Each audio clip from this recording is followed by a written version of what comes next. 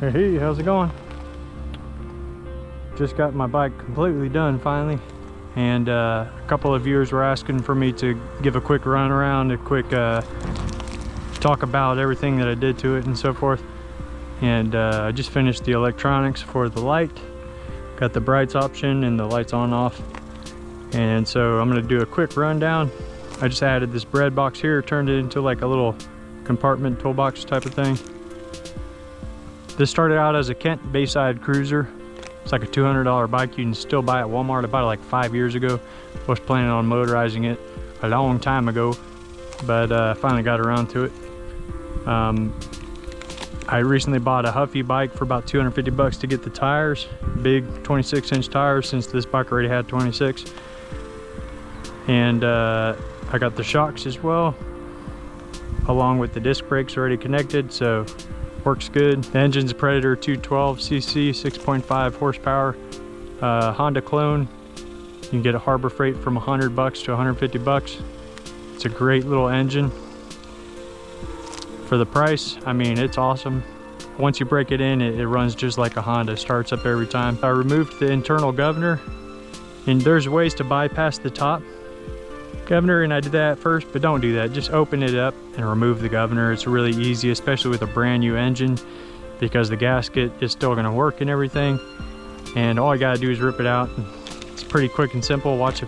There's a million videos out there on how to do it, so I didn't even think that would be a good idea to make a video on how to do that, but it's very simple. And while you're at it, remove the low oil sensor, which comes through here. The electronics on it causes the engine to die when you go around sharp corners. So trust me when I say take the low oil indicator out, rip it out and throw it away. I'm telling you, because if you don't, you could have some issues like I did. I couldn't, it would die all the time. What else? Oh yeah, I upgraded the, what's it called? The flywheel and fan. It's all cast aluminum, one piece. Helps it to be a little safer from what I heard. It's only like 30 bucks on Amazon, so you can't go wrong. The one big game changer is gonna be the Mikuni. You can buy all the cheap Chinese rip-off type carburetors you want. Hopefully you'll get lucky, but I didn't. I got one that just wouldn't run at all, or I got 2 or 3 that wouldn't run at all. And finally I ended up ordering a Mikuni. I ordered the 22, they gave me a 24 millimeter, which is fine because it is a beast, it runs great. I didn't have to do much tuning at all, just the idle and I had to adjust the mixture a tiny bit, the gas and air, or really the air mixture. But other than that, I mean, I didn't have to change the jets or anything, it runs awesome. So, let me see. And yeah, I got the Trumpet open air filter just because it sounds cool and lets in more air, The torque converter was only $60 on Amazon. It's made for a go-kart, the CVT torque converter. 10 sprocket in the front, 48 on the back, which is a little bit slower than your lower. You want like a 36 or whatever, those go a lot faster. But this one's made for going up and down hills really easily. It can handle going uphill with ease, and it gets up to 50 miles an hour. I've hit 50 miles an hour so far, and that's without going downhill. I'm talking straight flat. So going downhill, this thing can hit 75 miles an hour if I'm not careful. So I converted this $60 torque converter to a suicide style. The suicide torque converters run for about $200, and what they have is this little sprocket on the back like this. If you buy the $60 one, that sprocket is in between here. And the problem with that is, on a motorcycle, is this chain will rub real hard against this. So you could possibly cut that down, but what I would recommend is taking it off and putting the sprocket all the way a little bit further back, or the what's it called, the metal bar that goes through the middle. Put the sprocket on the back, and I connected it with a washer and a screw on the back side. I pre-drilled a hole, put it on there. And on this side, the problem is you don't have a lot of room to screw this on, so I just dumped Loctite on there. But I wasn't really like confident in that because it's only span a few times. So what I did is I pre-drilled a hole and I drilled a freaking screw from this nut down into the actual thing. So like there's no possible way it can come off. Oh yeah, I had a 40 chain, and I don't know if you saw my other video, but I was on my way to work and the whole thing broke down. And thank God I was okay or whatever, you know. But I was able to pull off right away the hole. This thing came loose, tore off of the tire hub, and caused the chain to break off and go in there. But the 40 chains are a lot fatter for the same type of, if you're doing a 10, you can do the a 420, which is a little bit smaller. I got a gold one made in Japan, decent ratings on YouTube, on Amazon.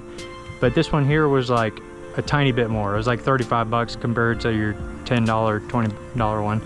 I just went with a little bit better on that to make sure it was good. You know, motorcycle headlamp, I have the brights option. I'm throwing out a video right now of this. I made a video specifically on this, but I got this for 30 bucks on Amazon, and a little battery. Battery runs about 20 bucks. Boom, I got the on option, and I have brights as well. So if I'm on that back road and I want some extra light, I can flick that on, but if a car is coming, I can just flick it off real quick and turn it off. If you're interested on learning on how to wire that, I'm about to post a video specifically on that because I think that deserves its own little video to try to not keep it too long. And I installed the old kill switch that I had on my initial throttle kit that I bought. It's like a $15 kit. But I showed how to hook that up in that other video as well if you're interested in learning. I mean, it's very simple, obviously, but if you don't know, I got a video for that. I should have done a video on opening it and doing all that stuff, but there's a million out there, so I figured, you know, why do something that's way, you know, all over the place. But I couldn't find much on the motorcycle thing, so I had to kind of figure it out myself. So I made a video on that if you're interested on learning how to not only turn on your light, but turn the brights on and then turn it off. And then this battery is rechargeable, of course. I added the cargo rack. My Bayside Cruiser didn't come with one, so I bought that on Amazon. This thing took freaking hours to put together, so it'd be nice if you bought a Cruiser with one already on there.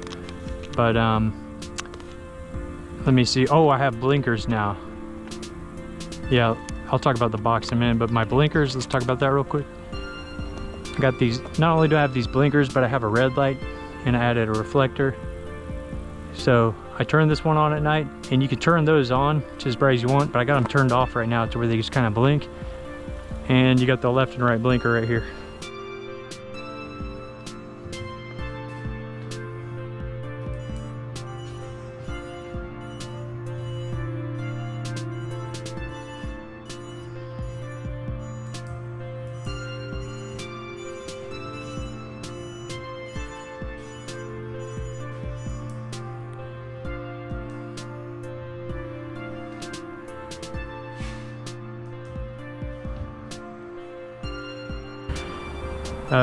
What else?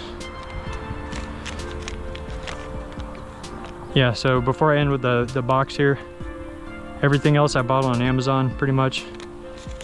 Like the blinkers, they're like 25 bucks. Speedometer, I got a little speedometer here, it's like 15 bucks. Has a little hookup right here, and it works pretty good. It's decently accurate compared to my iPhone app. So, I mean, it's like literally the same. And you could turn it on bright too, but it's okay. It's not the best, but it gets the job done. I put my old phone mount back on. Yeah, I bought the exhaust on Amazon, the mirror on Amazon, painted all John Deere yellow. Comes in a silver, it's pretty cool. I only need one mirror, so. Yeah, all the brackets to hold this thing are all custom. And originally it sat way too low, but you have to level it out. So keep that in mind. You want this engine to be level, or as level as possible, so that when you go to adjust the carburetor, the carburetor has to be perfectly level. So keep that in mind. That's very important. That's something I wish more people would hit on, because I was watching 1,000 YouTube videos to learn about it, and not a lot of people talked about that. But But this bike couldn't fit this giant engine, so I had to like cut it in half. And just, I'm not a good welder or anything, so I just took some brackets and just freaking screwed them all in, and I used Loctite on everything, and just heavy duty bolts. But anyways, it runs really cool without a muffler. But the nice thing about a little bit of a muffler is it, you know, keeps it kind of quiet, so you're not super annoying. You don't sound like you have a Harley going down the road. And of course I painted it all John Deere green and yellow. Built a little kickstand, and it works pretty good. Let me go over the little toolbox real quick. So this is a bread box I got on sale. They're usually 30 bucks on Amazon, but it was like 15 bucks on sale. That's pretty cool, man.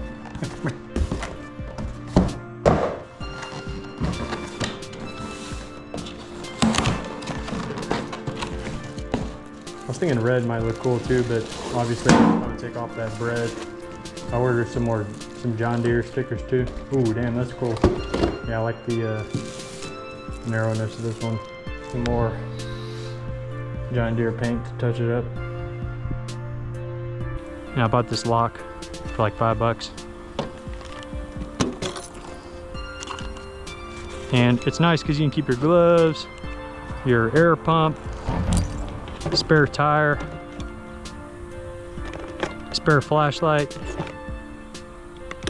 spare knife, scissors, extra gloves, and basic tools that you might need in case you break down, like your pliers, zip ties, paracord, and screwdrivers. And that's all the basic stuff that I need. So it's nice to have some kind of compartment. Otherwise you have to wear a freaking backpack all the time.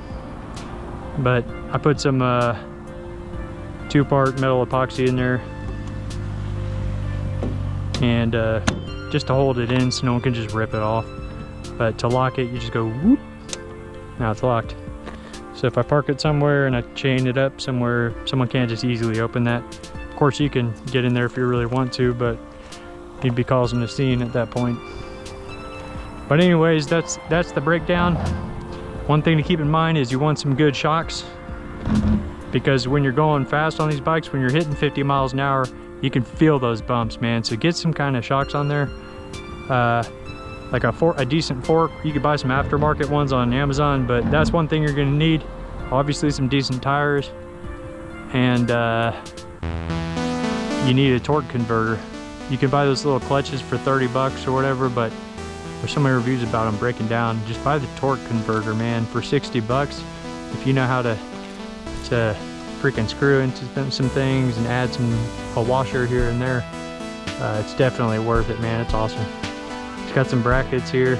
Originally it was sitting flat, but I got it sitting up a little bit so that it's, you know, even. And then since I was painting it industrial John Deere green, actually my older brother was like, hey, why don't you make it like John Deere themed? And I was like, I actually have some John Deere yellow too. Okay, so that's why it's, you know, John Deere.